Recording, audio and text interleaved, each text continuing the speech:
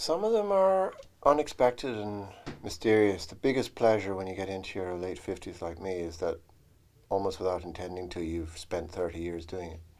So you have these books and plays that you experience singly. But then, when you get a bit older, it suddenly feels like this long field of things you've been doing or field you've been walking through. And you can see where your work interconnects, as mine does a lot. And Samuel Beckett talked about leaving a stain on the silence. That's what his work was. You just get a sense that even briefly you've done something in the world. So that's even if it's forgotten by Tuesday, it doesn't matter. There's a sort of secret pleasure in that.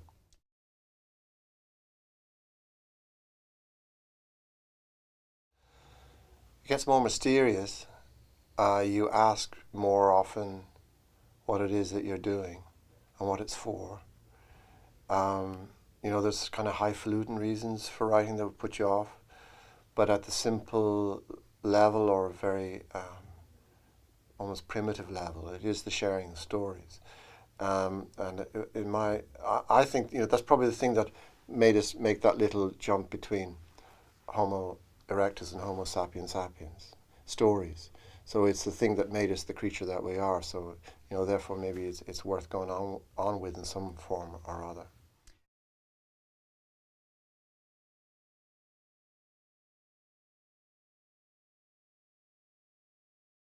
I think partly arrogance when I was young.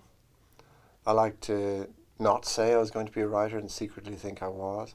And I did all the old-fashioned things that no one does anymore. I went to Paris and thinking that's what you're supposed to do, forgetting, of course, that the Paris I was thinking of was 60 years before I went. Yeah,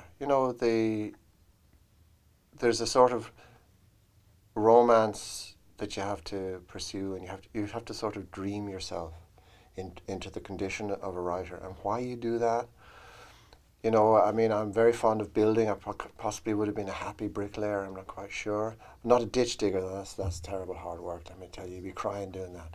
But somehow or other, some people have a little engine of language in them.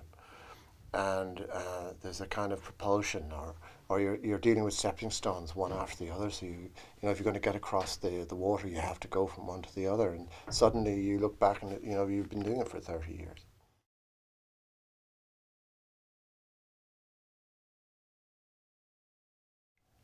A routine. To work less than I do would be a good routine. Not to overwork, to wait. To be more of a salmon fisherman. I don't know if you ever fish for salmon in Ireland, but it's heartbreaking stuff. I've stood beside the River Moy for 10 years, just looking at the water, sometimes throwing the fly in. I never caught one. But that's a great discipline, just to wait and not be doing.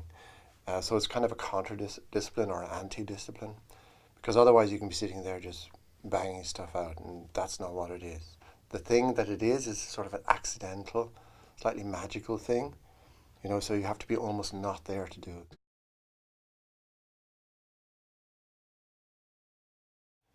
Strangely enough, I live by certain books I read when I was, in my early 20s at university in Dublin.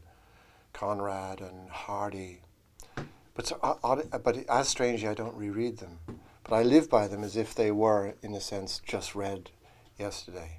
When you find a really good book, a sort of one-time only book that's just been written, like a book by Colm Tóibín, say, you realize when you've been trying to do it yourself, catch those salmon yourself, how rare it is, how miraculous, how wonderful that is. And I try and find those books, and wherever they are, even if they're non-fiction books. Because to make a book that actually has a life outside that person, even outside the language, is such an idea of such tremendousness that sometimes you have to look quite far afield as a consequence to find those books.